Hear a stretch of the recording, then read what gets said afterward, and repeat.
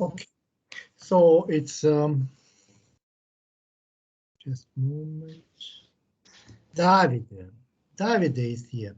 Davide, may I ask you, please? I started to record. May I ask you, please, to introduce Kieran? David. Hello. Hello, hi Sasha. Hi Kieran. Yeah. Really good to see you here. You too. Right. So, well, I hope that I will remember exactly everything by Kieran, but I haven't prepared, Sasha. So you got me a bit unprepared. But David, I can help you. Okay. Kieran started UEA in 2013 and graduated in 2017, and you was his supervisor. That's for right. his master. Okay, please continue. And so if I recall correctly, Kieran, you did a master project on integrability back then. And then Kieran was interested in doing a PhD, and you applied to I think a couple of places, or maybe only at Imperial in the end, and you started doing your PhD at Imperial on aerodynamics and entry problems, space entry problems, but what I don't I don't know if you have already finished your PhD or you're just about to finish. I'm close to finishing, so hopefully going to finish next year. Yeah. Right. And yeah, and I just thought it would have been a very good idea to invite Kieran to give a talk here. Well, first of all, because actually, Mark Cooker was one of Kieran's lecturer, and I don't know, Kieran, if you know, but basically Mark just retired, and we're having a series of talk. I mean, of his collaborators or his research, and somehow I think is good also for you. I mean, to be like I don't know, a kind of Mark legacy in some sense, because you've been one of his students, which is great. But I also thought that it's great, I think, of our students to have the possibility to continue and thinking about doing a PhD after their studies at UEA, especially due to the background in fluid mechanics that we give at UEA and we teach, which is absolutely great. And if I remember correctly, from that year, Kieran, you were not the only one ended up doing a PhD in fluid mechanics. There was also Liam that went to Leeds to do a PhD in fluid mechanics. So I think that you're a brilliant example on how I mean good our students could be. So it's really good to have you here talking about your PhD topic. Yeah, thank you. Yeah, thank you very much, Davide. So then, Kieran, will start your presentation. So I'll ask all other participants to switch off their cameras and mute microphones, and I'll do the same. So I'll switch off my camera just to make the connection better, and I mute my microphone. But Kieran, I will be here. So if something goes on, I will return to the to help. Okay. So okay. So please start your presentation. Okay, brilliant. Thank you. So hello everyone. My name is Kieran Montgomery, and I'm a fourth year PhD student at Imperial College London. So yes, Davide is right. I did do my undergrad at UEA. I did my master's project with him, and he's mainly the reason that he inspired me to do a PhD. I had a lot of fun researching with him, and so when I heard a PhD is basically like a continuation of your master's project, and you focus on this one thing and you research it with someone who has similar interests, it's yeah, definitely the main reason I decided to do one. And of course, as Davide mentioned, UEA gives a perfect background into fluid dynamics, and so the PhD I went into it's actually technically called a CDT, so it's an additional master's degree plus a 3-year PhD course. And that's all based around fluids as well. So I had a perfect background to start the course. So yeah, just thank you to everyone for inviting me and to having me talk. You know, I did do my undergrad there, so you know, you guys are the main reason that I am where I am right now. So big thank you to everyone.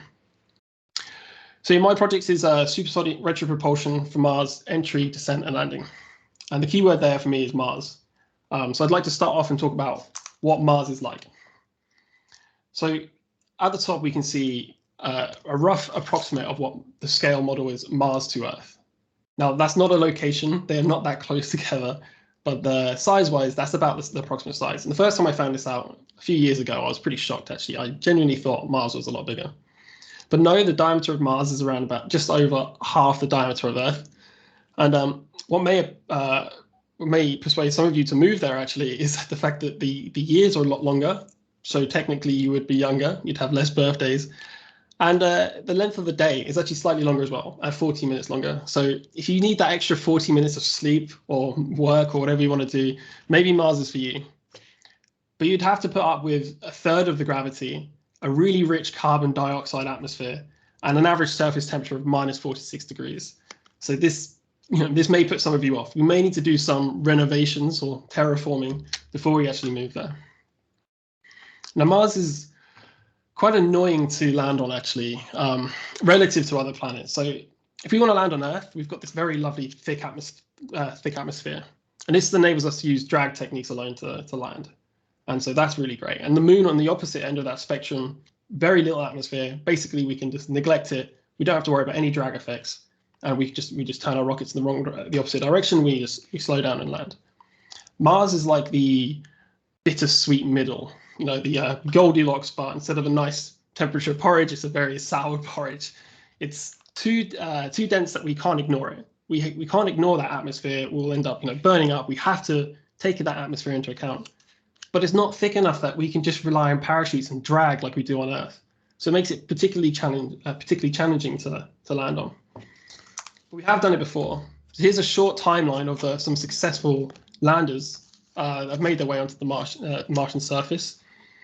So we start off with Viking 1 and Viking 2 in 1976. That's Carl Sagan, I believe, standing next to the model. He's not on Mars. He's not yet. That is taken on Earth.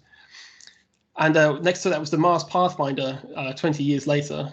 Now, that's quite an interesting concept, actually, because, again, they use a parachute to slow down. But then they inflated airbags, these sort of like airbag systems you see like in cars, but obviously a lot stronger. And the whole rover bounced on the surface about 15 times before the airbags deflated and the Pathfinder rover just drove its way out successfully. Now we've got Spirit rover Opportunity in 2004, Phoenix 2008. The Curiosity rover in 2012 actually has a very similar EDL sequence to the Perseverance rover, which I'm going to talk about in a second. One thing I'd like to point out is the InSight Mars lander, and particularly this little instrument here. Hopefully you guys can see this.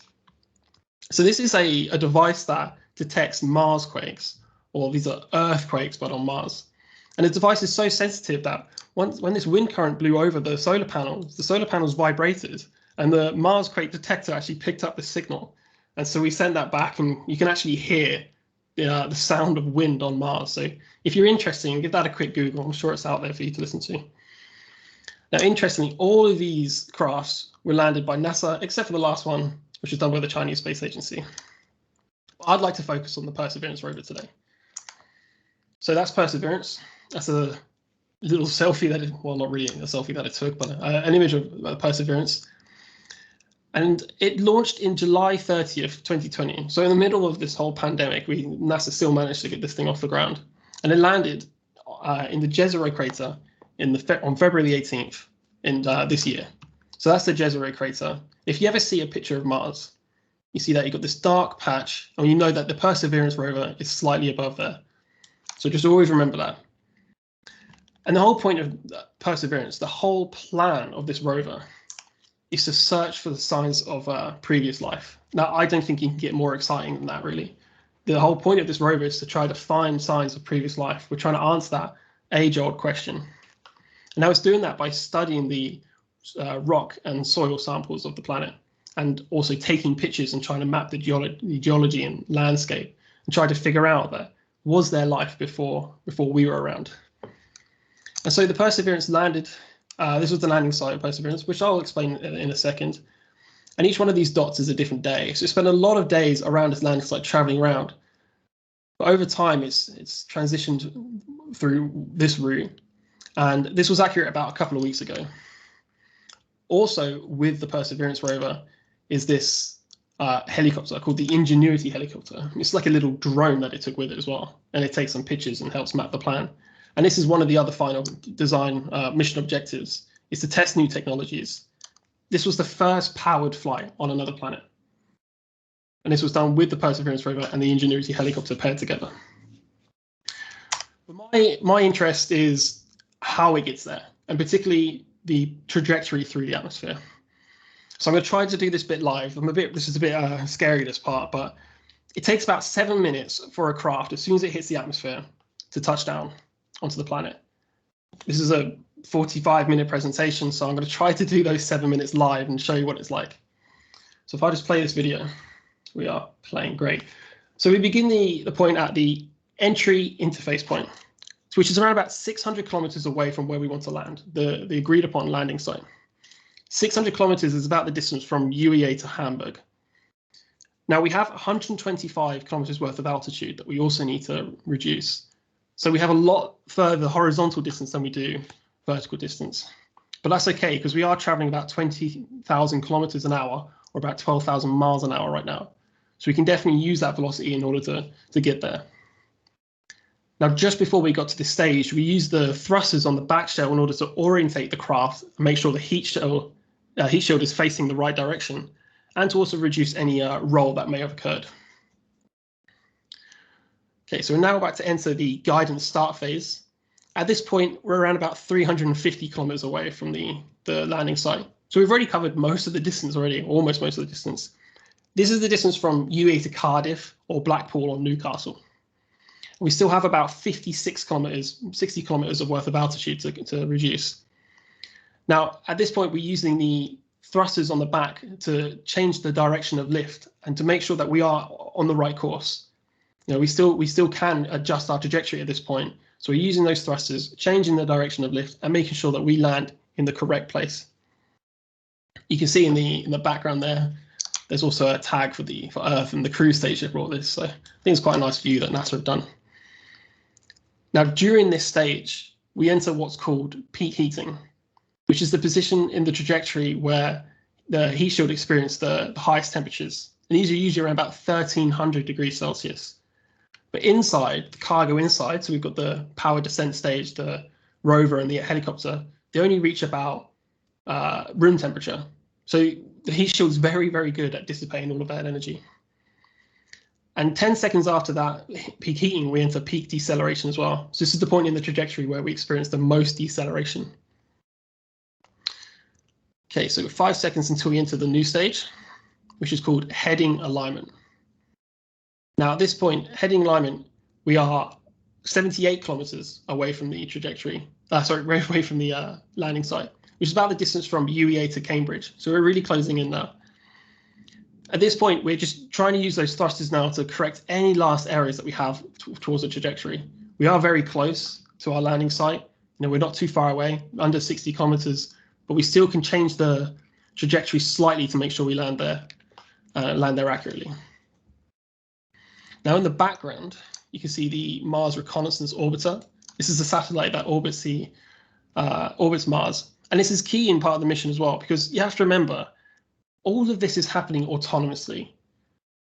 It takes 14 minutes for a signal from the craft, from the capsule or Perseverance, to reach Earth. And so all this has to happen automatically. All of this is done by the computers on board. As soon as we got a signal saying that we've touched the atmosphere and we're about to go through all these stages, the craft was actually already on the surface, dead or alive, for 7 minutes. So it's really kind of scary. Like, I don't know if any of you watched this bit live, but we saw this video and we saw everyone crossing their fingers and sweating and really worried that this craft wasn't going to make it. But spoiler alert, we did make it, and it did make a successful landing. So we have 3 minutes to go now until we touch down. We enter the new stage called SUFR, or straighten up and fly right. At this point, we eject some balance masses at the back in order to try to set the angle of attack to be 0. This is very important for the next stage, one of, if not the most crucial stage, which is the parachute deployment stage. So here we deploy the parachute at the perfect time to reduce the error of where we're landing. This whole operation is about reducing that error and making sure we're going to land exactly where we want. It's called a range trigger, actually. And that parachute has a secret message on it. And I'm not going to spoil what it is, but if you're interested, search it up. It has a secret message on it. Now we jettison the heat shield. This is the first time that the powered descent stage, the rover, and the helicopter have all been exposed to the Martian atmosphere. So at this point, it's all been sealed inside, and now we're taking that full 200, 300 mile an hour free stream. At the same time, we're taking hundreds of pictures and lots of data using the instruments on board. This will be very important for the next stage. We're only about 4.5 miles up now, but we're still traveling at over 200 miles an hour with a parachute. So you can see that because of the very low density atmosphere, that landing on Mars is still pretty tricky. And 200 miles an hour with a parachute is pretty crazy. So yeah, we're still taking the pictures, we're taking them on board. We're about to enter the TRN image acquisition stage, which is the terrain relative navigation stage. At this point, we're using all those pictures and that data to try to find out where the best place is to land. Now, I remind you, this is all doing this automatically. So the computer decides where we're going to land now. So it's taking all that data. It takes about 5 seconds for this to occur, and now it has a valid solution. It knows where it wants to land, and now it's predicted the perfect point in order to jettison the powered descent stage, which is about to happen in 8 seconds, this is. So that's the powered descent stage underneath the back shell. You can see the rover and its wheels. And then we let go, and immediately we fire those engines and veer off course, because we don't want to go straight back into that aero shell and the parachute combination. Now, there's 3 points of this powered descent stage. First of all, we need to migrate to that valid solution, that place where he just decided this is the best place to start our mission. The next step is to reduce all of that horizontal velocity. You know, we don't want to be landing like a plane. We want to be landing like a helicopter.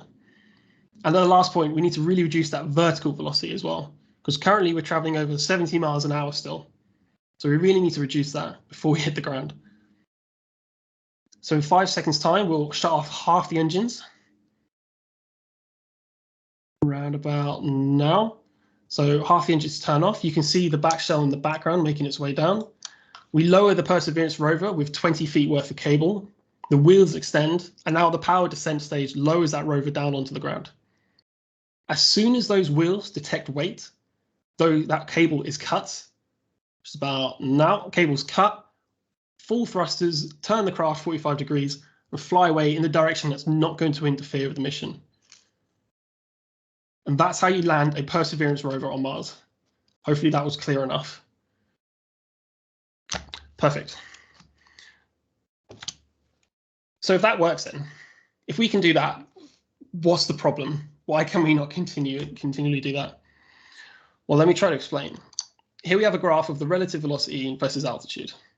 And each one of these lines is a different trajectory on what's called the ballistic coefficient. Now, the ballistic coefficient is a measure of an object's ability to overcome drag. To calculate it, it's just the mass divided by the product of the coefficient of drag and like a reference area, a projected area. Now, for the Perseverance mission, we were about ballistic coefficient about 140 kilograms per meter squared. So that puts us very close to the edge of the supersonic parachute deployment region. And that's the problem. With larger crafts, we'll be out of this deployment region. If that Perseverance rover weighed a ton and we're this close, imagine what the ballistic coefficient would be like, or where we'd be on this trajectory graph if we're going to put people on Mars. You know, estimates show that we need about 40 or 80 tons worth of equipment, maybe even more. And somehow we're meant to have a parachute that can do that. This is very impractical. If we use a parachute, we won't be able to deploy it, and we could be hitting the ground at 400 or 500 meters a second. Now, people are very squishy things. We're not going to survive a 400 meters a second impact, so we have to go somewhere else. Where do we go? Supersonic retro-propulsion. This is the idea. We're using propulsive decelerators that oppose that supersonic free stream. So the key point is, in layman's terms, we're using rockets on the heat shell, and we're firing them into the supersonic free stream in order to slow us down, because now we'll have drag and thrust. That's the idea. Currently, it's the best candidate for how we're going to land people on Mars. You know, it not only is very scalable, but will provide this extra precision as well. There's no point landing something safely a couple of miles away or maybe even several hundred meters away, that could be mission critical.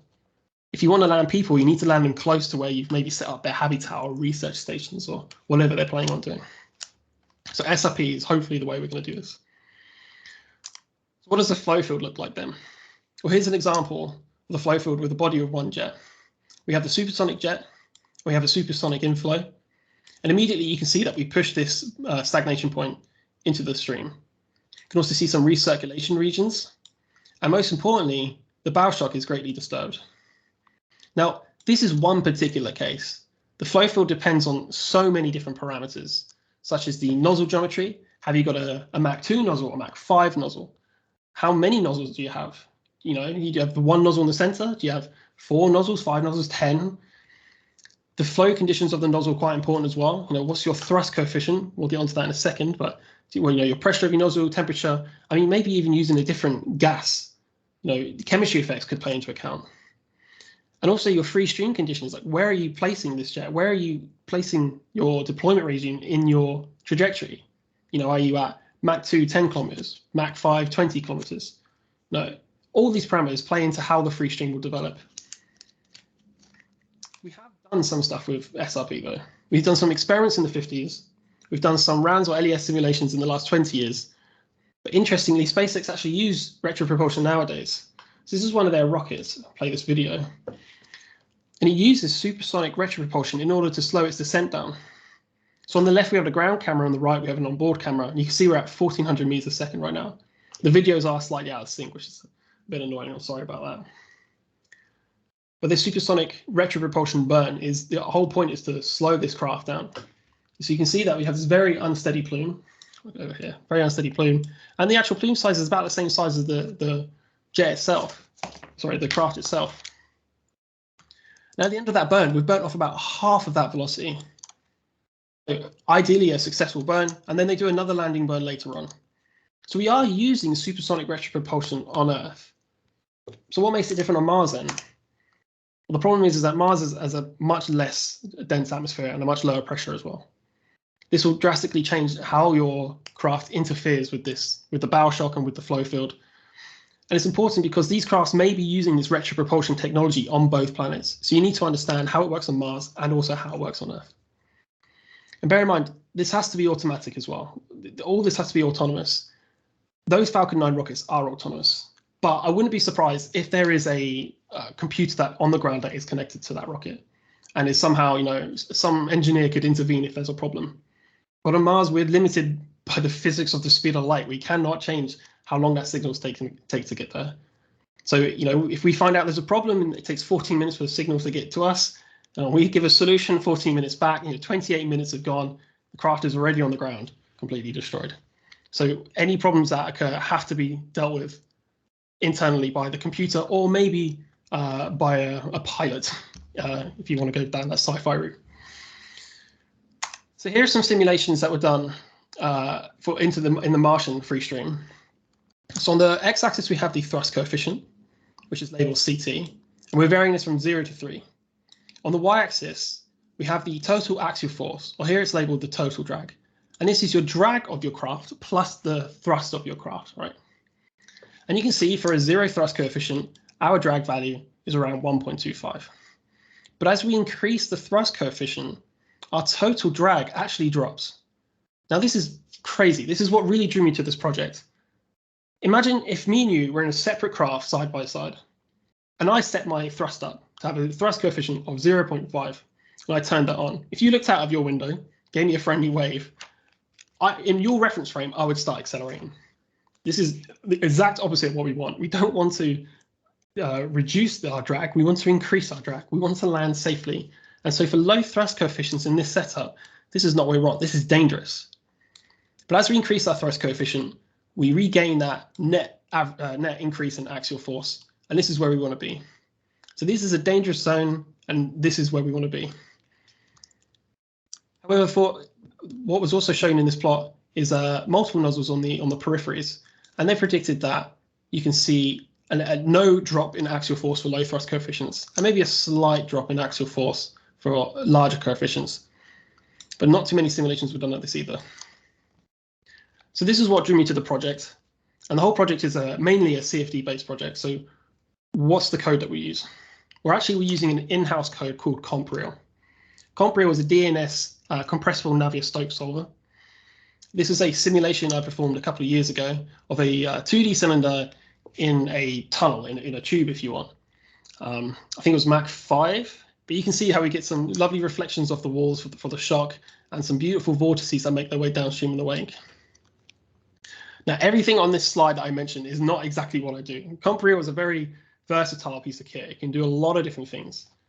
But I only use a small subset of what the Compreal can do. So I'm not going to go into detail exactly what every part of this code does. But I would like to explain how I use the code. So I start off with how we all start off, initial conditions. So I have a 6 degree of freedom model that calculates the position and altitude velocity of a particle in an atmospheric descent. And using that in conjunction with an atmospheric model that's given by NASA, we can use Compreal, we can give Compreal the free stream conditions. So we can have stuff like pressure, density, temperature. We know the Mach number we're at. We know the altitude. And we're getting relatively realistic values for like Mach numbers. So for example, for the geometry I'll show you in a second, I'm have Mach 2 at 10 kilometers. This is for a craft of that size, this is a realistic value. You know, I'm not going to be having Mach 30 at 1 kilometer altitude, for example. So we're getting very realistic values. The geometry is called Phoebus. It was provided to us by the European Space Agency. Phoebus is a 45 degree sphere cone geometry with an insetted back face. And it's only 0.5 meter wide in diameter. Now this may ponder the question, well, hang on, you just said that SRP is good for large and heavy crafts. Why are you using it for such a small craft? You know, we can land things on Mars at this size pretty well. Why do we need SRP for such a small craft? Well, the point is that this was given to us as an SRP demonstrator. Does SRP work with this type of craft? You know, can we work with small crafts? Can we work with large crafts? This was the STL file that was actually given to us. And initially, I was just given a list of 2D points. But we can actually create this shape mathematically. I forget how I did that, but you can create this shape mathematically. And so every time I run the simulation, I create this geometry from scratch, except when I want to put a nozzle in. So we only solve the diverging part of a nozzle. A nozzle usually, for a supersonic flow, a nozzle usually consists of a converging part and a diverging part. We don't do any of the converging part or any of the stuff more upstream, like the pressure vessel or anything like that. We just model from the throat downstream. And so I take the points that were distributed across the surface and I just remap them to create this linearly diverging section. Now in Compreal, we use adaptive mesh refinement. We can use just a uniform mesh, but I found more success using adaptive mesh refinement, which is the ability to add resolution in areas of interest. So for example, if we want resolution around pressure gradients, i.e. shocks, we can do that. And we also do it around the body as well. So you can see from this picture, we've got more resolution around where the shock is and where the body is. And this is just a zoomed in picture of that. This red zone is for the first level refinements. This is your base mesh, your corsage mesh. Level is a slightly finer resolution. The blue is the third level resolution and the fourth is the fourth level refinement. So if you wanted to match the detail that I can get with my fine levels of refinement, you would need have a mesh of size 1920 by 1536. Well, all I would need is 240 by 192 with 4 levels of refinement. There is no point solving loads and loads of cells and points around like the free stream when we know it's just going to be the same. So we have a much coarser mesh there and a much finer mesh in the areas that we're interested in. This is a validation case I did.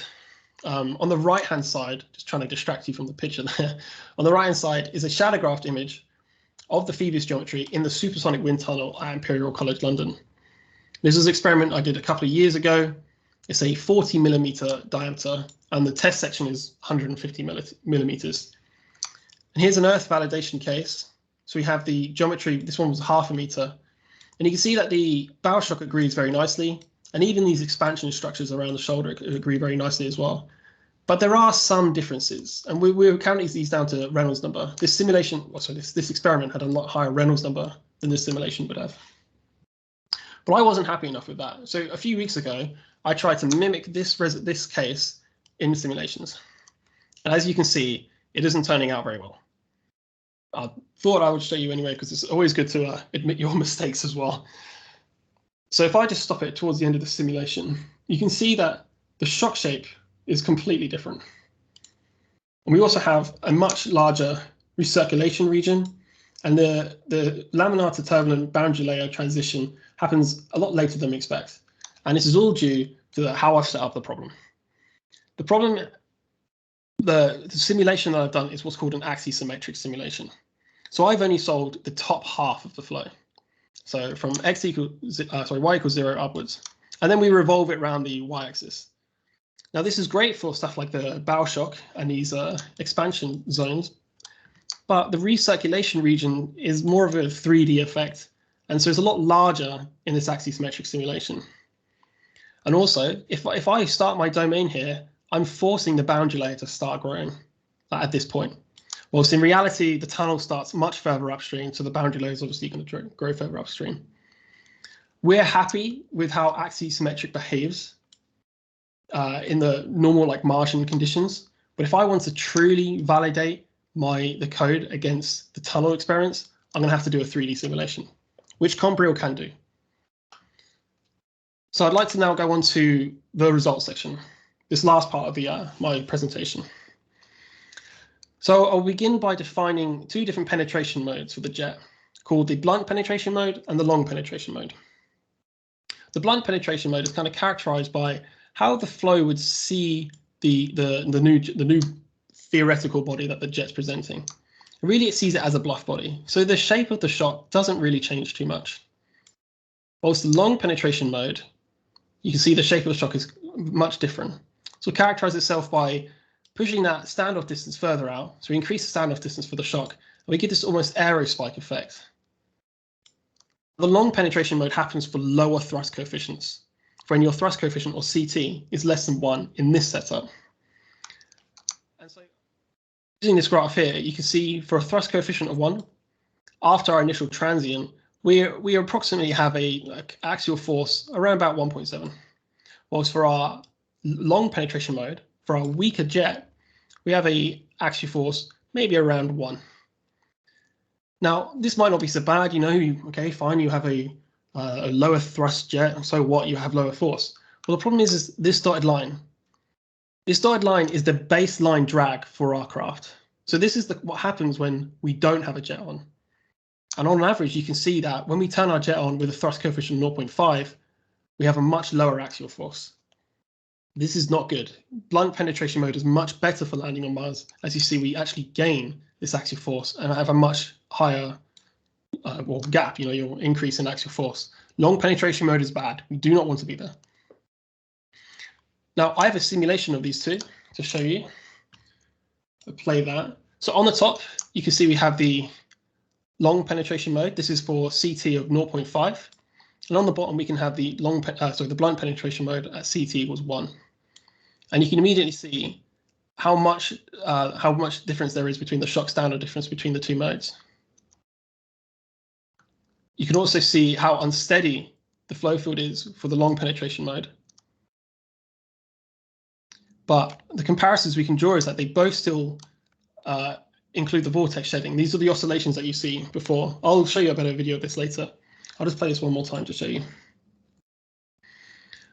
So long penetration mode, much further shock standoff distance, right, as opposed to the blunt penetration mode. We have a much more unsteady flow field inside the shock layer, bow shock layer. We still get these vortex shedding occurring.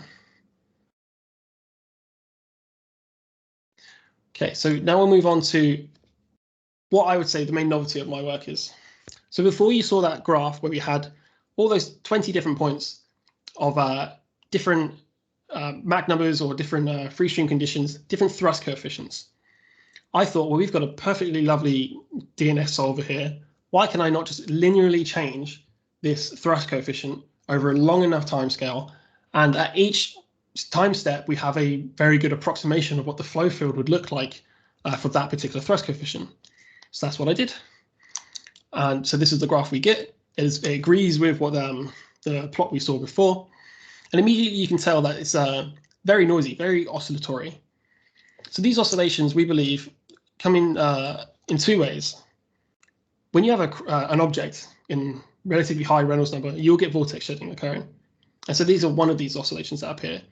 But also you get vortex shedding from the jet itself. And so these present themselves as oscillations as well inside the drag profile. But importantly, we see this dip. This dip is long penetration mode. What would you might expect this sort of behavior, but compressible flow likes to throw a spanner in the works and says, hey, you're now going to have this dip with a lower axial force than you expect. And this would be the particularly dangerous region we don't want to be in. So with a thrust coefficient of 0.5, you can see our axial force is much lower than our baseline drag. So long penetration mode bad, blunt penetration mode good. And also you can see a small increase in axial force because we don't lose any drag for low thrust coefficients. Now I have a simulation of this to show you. So I'll play that one for you. So immediately you can see the long penetration mode. And you see these light blue areas, these are the low pressure areas wetting the body, so we have lower drag. And now we transition into the blunt penetration mode. That transition, we believe, has not been done in CFD before. So we are hopefully the first to show that transition occurring. It's been seen in the experiments before, but not in CFD. Now you can see these vortices that are shed and make their way into the body, as we said before. I'm going to show this video one more time for you because it's kind of quick. So start off long penetration mode. Low pressure regions wet the body, so we really lose all that drag, which is exactly what we don't want. And as we increase our thrust coefficient, we transition into this blunt penetration mode, and we end up a bit more stable and much higher axial force. Okay, well then I thought, well, we've increased the thrust coefficient. Why don't we decrease it? This just seems like a logical step to take. And so doing that reveals some interesting behavior that I did not expect. As I decreased the thrust coefficient after increasing it linearly, I expected my axial force to follow the increasing path, with the exception of maybe a few oscillations. But this is not what happened. We ended up having a much larger axial force for a long time, and then seeing the long penetration mode happen much later. The flow remembers if it's decreasing or increasing. There is a hysteresis going on, some behavior going on.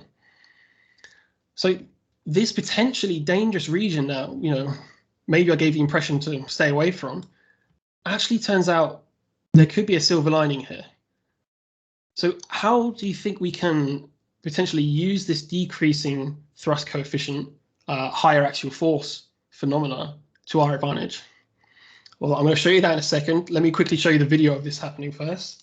So this is the increasing thrust coefficient and decreasing. So we're increasing the thrust coefficient, long penetration mode as we saw before, and we enter into the blunt penetration mode. And around about now, we are decreasing the thrust coefficient linearly, but we're still in the blunt for a lot longer. Still in the blunt, and all of a sudden shoots out this long penetration mode, as we saw in that graph. Once again, let me play that one more time for you. So immediately, long penetration mode. Low pressure regions, lower drag. We don't want this. As we increase the strength of the jet, we get our blunt penetration mode. This is much better. We'll start decreasing it, and we're still in the blunt this time. No longer going into the long penetration mode, but then it shoots out unexpectedly towards the end. Now we've actually managed to capture the transition between both modes in both directions. We can go from long to blunt and blunt to long. So let's explore that silver lining then. Let's explore what happens if we try to really take advantage of that hysteresis effect. We're going to pulse the jets. Now, I apologize for chucking so many graphs on the screen. I'll try to get through this slide kind of quickly. But this dotted line you can see in the back is the sinusoidal pulse now, no longer linear, but sinusoidal of the thrust coefficient. And I'm pulsing that from 0 to 1 in every simulation. Each simulation also lasts for the same amount of time. So we are really changing the number of pulses and therefore the frequency. One of the things I actually noticed as just a caveat here, or a sidestep, is that the axial force also pulses as expected, but it begins to become more in phase as we increase the frequency. I do apologize for this graph as well. There are some slight errors in the graph, which I did run the simulation. I think it ended this morning. So I'm sorry I haven't had the time to replace that data there. But yeah, it becomes more in phase. So I'm trying to look into that at the same time. But noticeably, we do end up with a relatively stable, on average, axial force. So I was like, okay, let me take my graph from before. Let me pulse the jet, but I don't want to enter that long penetration mode, you know, when we were decreasing around about 0.3. So why don't I just pulse the jet between 1 and 0.5? I'll just continuously pulsing that. And this is what I get. So this blue line is the blue line on this graph. And you see after the initial transient, we remain at this behavior probably for the rest of the time. You can see how we don't enter this long penetration mode. We continue to stay in this blunt penetration mode. And this is really good.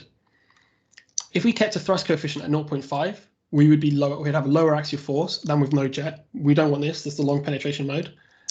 But with the thrust coefficient kept constant at the average of the pulse, it's still lower than if we were to pulse it. And this goes against everything we've learned before.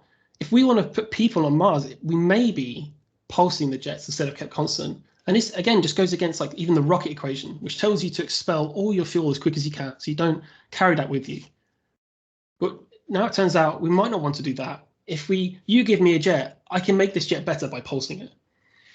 And of course, if we kept the thrust coefficient constant at 1, on average, it's higher than if we were to pulse it between 0.5 and 1. But interestingly, we still do see a larger amplitude. Now, one of the things I'd like to study or like to pursue is just changing the amplitude of this pulse. So between 0.5 and 1, maybe changing it from 0.6 and 9 or 0.7 and 8, keeping the average at 0.75. But by changing the amplitude, do we stay in this blunt penetration mode, or do we end up entering this long penetration mode? Really, I would have loved to show you some experimental data, but because of COVID, we had to postpone those experiments, and I don't have them for you today. But I have the setup, and this is the current idea. So this is the CAD model of our wind tunnel at Imperial, and if I just zoom into the sting configuration, you see our sting is a hollow sting, and we feed it with a high pressure air supply into the model. And this model has a plenum inside, and we're just going to drill a hole into it and hopefully have some supersonic flow. And then we can keep drilling. I mean, it's destructive, but we can keep drilling bigger and bigger holes in, and perhaps having different diameter jets and changing the thrust coefficient that way. So this is the idea. I really wish I could have shown you that today. I'm sorry, I can't. But I am writing a paper, and if you're interested, please do email me. And as soon as that's done, I can put the experiments in there. I think the 3D model parts, 3D printed parts, have been printed. I think they're at uni waiting for me. So tomorrow I'm going to go check them out. So in conclusion, we resolved the flow field in high detail using Imperial. So we really put Imperial to the test here. It's been used before in other applications, but now we confidently say that we can use it in a supersonic environment with retro-propulsion. We captured the transition between different penetration modes. As I said, we believe that this hasn't been done before, at least in CFD, and not with a DNS solver at that. So we're really proud of the results that we've managed to get. We've explored the hysteresis behavior of the pulsating jets. So remember, pulsating jets could be the way that we land people on Mars one day, especially if we want to continue staying in this low thrust coefficient. You could look at thrust coefficient as your mass flow rate or your fuel. So by keeping your thrust coefficient low, you could potentially keeping your fuel rate low. So maybe this is the way we want to do this. And lastly, I put soon, but validated the CFD solutions of the complex SR flow field with in-house experiments. I really wish I could have got rid of that soon and just shown you the experiments we've got. But I'm sure we've all been delayed in one way or another. So in future, I'd like to complete the 2D simulations of SRP. So as I said, change the amplitude of the pulsing. I would like to complete the experiments of SRP that we're planning on doing soon. So hopefully once those parts are 3D printed and we're happy with them, I think we're going to manufacture them out of some sort of metal and put them in the wind tunnel soon. 3D simulations as well. So this is Imperial.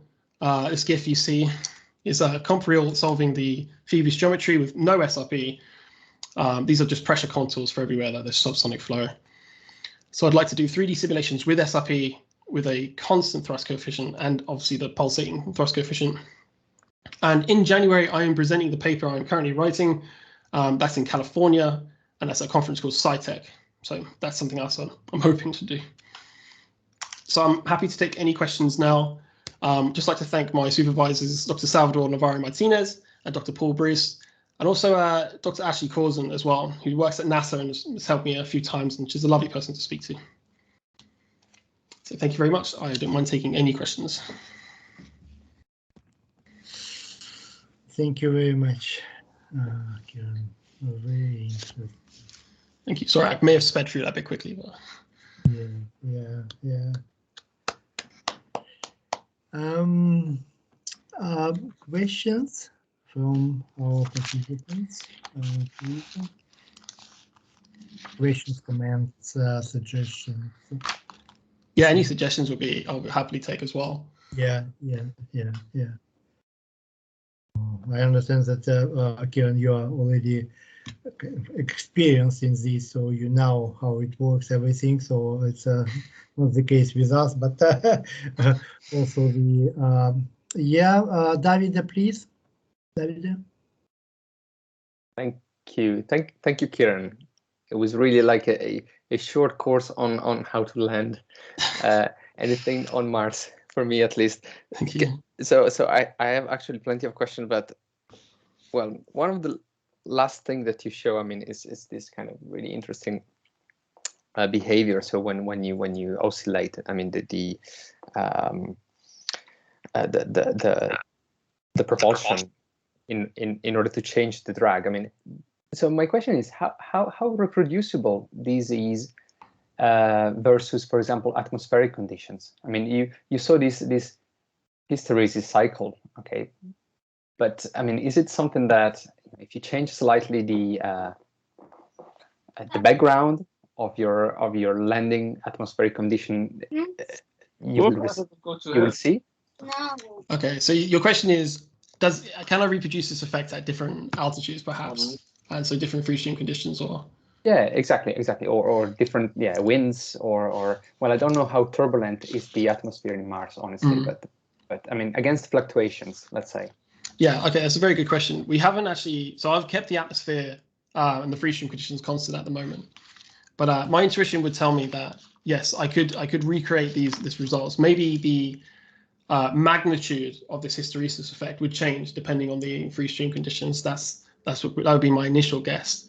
But currently, we've kept most of the free stream conditions constant, and we've only looked into the pulsating of the jet and maybe different frequencies. So it is a good. I'm going to write this down. It's a good way to take this. I think is maybe trying different atmospheric conditions.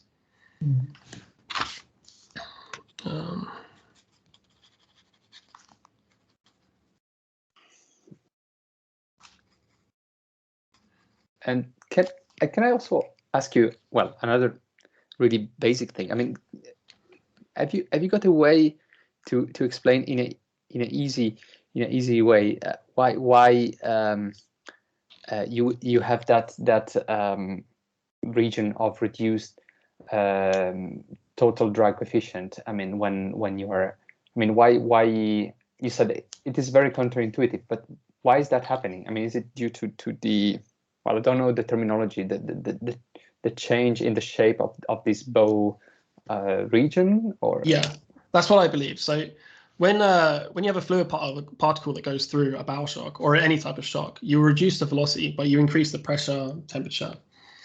Now, when we displace that shock further away, yes, we still reduce that temperature, but the fluid particle now has further time to then carry on accelerating and reduce its pressure again. So if the shock is further away, we'll have a lower pressure region on the surface. So if you can push that shock further away, you have lower pressure. And so for that long penetration mode, when the jet's almost perfectly expanded, we can really have this aerospike effect. And the shape that free stream would see is a lot more like aerodynamic, if you want. So we have this much sharper bow shock shape. The standoff distance greatly increased. And so we have lower pressure regions on the surface, which gives us that drop. But as we increase the thrust coefficient, the jet becomes more underexpanded, and we get the more blunt penetration mode. The shock standoff distance comes back down again, and we don't get that rise in pressure like we wanted to before. Thank you. There is suggestion question from Mark Cooker. Mark wrote in the chat, multiple jets, where to place them? As I understand, it's a suggestion instead of one jet to use several, but the question is how to arrange them on the surface to get the better results. Any ideas, Kieran? So that's a very good question. So yeah, so one of the things we did experience, or we did look into, was changing the diameter of jets, right? And when we increase the diameter of the jet, what we were looking at is really maybe this is what it looks like for multiple jets, but very close together. So we could have 2 or 3 jets very close to the center line. Maybe that mimics what a larger jet would look like. So if bearing that in mind, maybe you'd want to have these multiple jets really far away, so you don't have that long penetration mode. Because really what we're trying to do is manipulate this bow shock in order to augment drag, rather than using the thrust alone just to give us enough axial force. So to get rid of that long, sharp bow shock shape, if we have some nozzles on the side and peripheries further out from the center line, we'd have a much more normal looking shock. Anything else? Just a moment, I'll check. I have a question.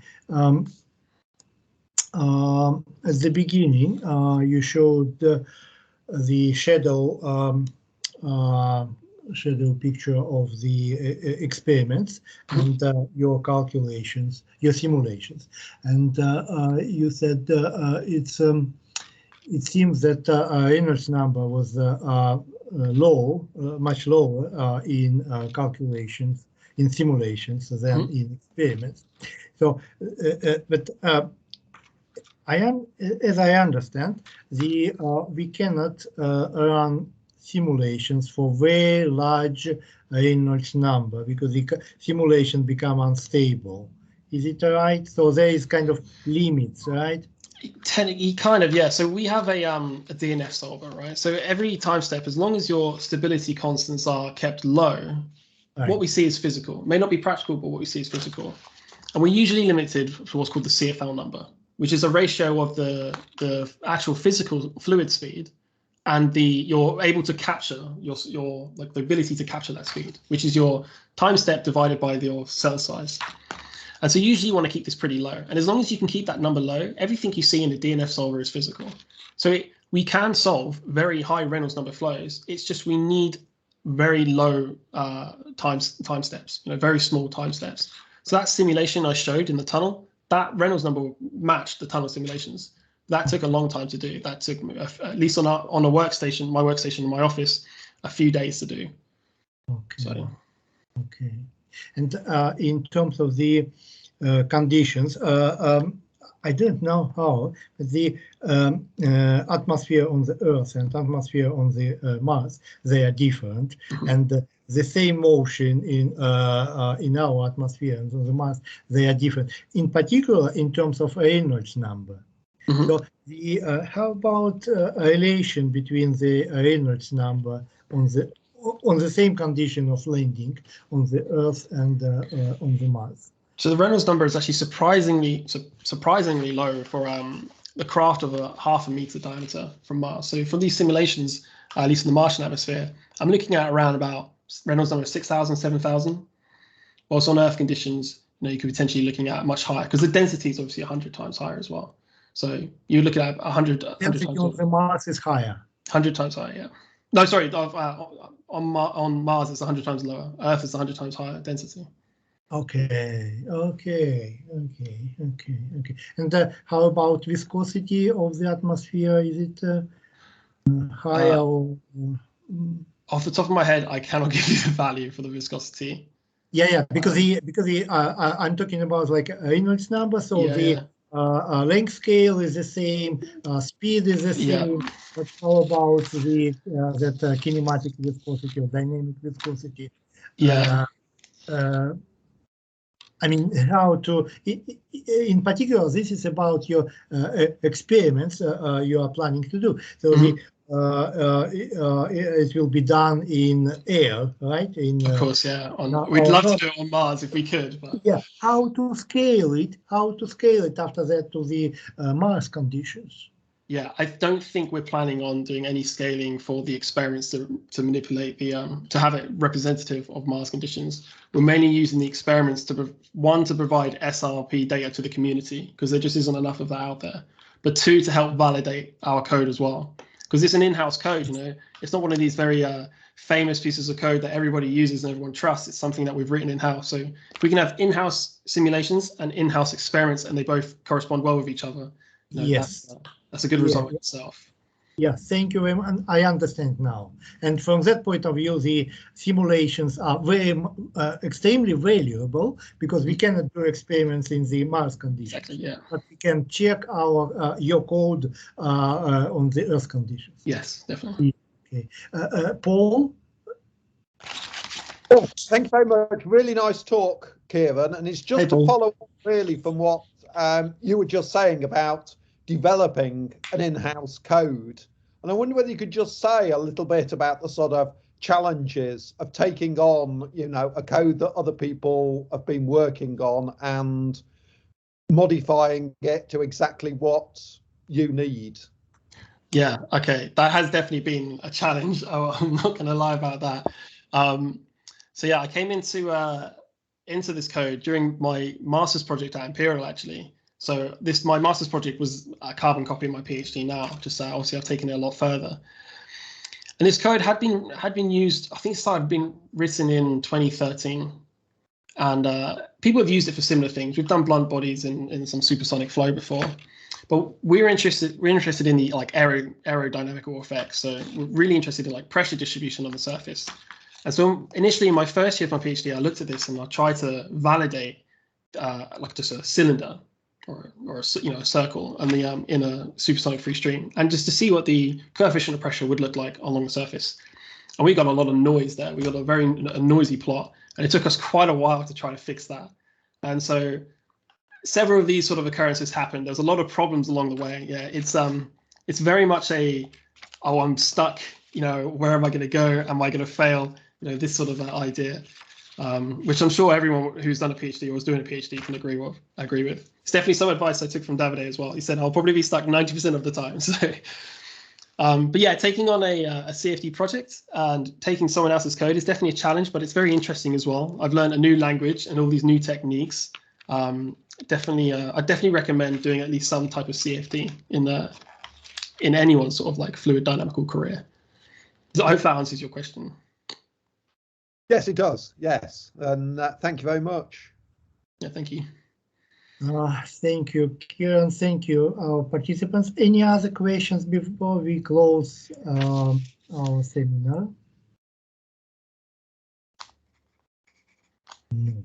Okay, then this presentation, this talk is recorded, so hopefully I'll manage to download it. It's always challenge with the new technologies, which sometimes changing their features. And Kieran knows it because also that CFD codes, they are very kind of delicate, and you need experience to work with them. If you just take code done by somebody else, you start to run it, it's unlikely that it gives anything useful, as I understand.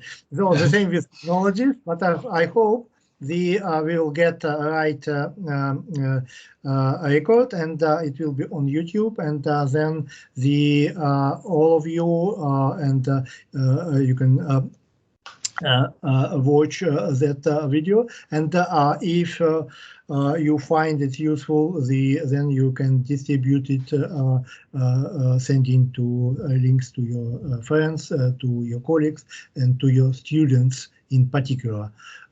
So for students, again, it would be very good to know how the PhD students works and what they are doing, and PhD students after graduation from UEA in particular. So thank you very much, Kieran, once again. So then I close this seminar. Kieran, can you see a chat? There Many thanks from Paul, from Mark, from Davide, from Craig. Yeah, thank you very much, guys. Yeah. So it's a very enjoyable talk. Thank you indeed. So then I stop recording.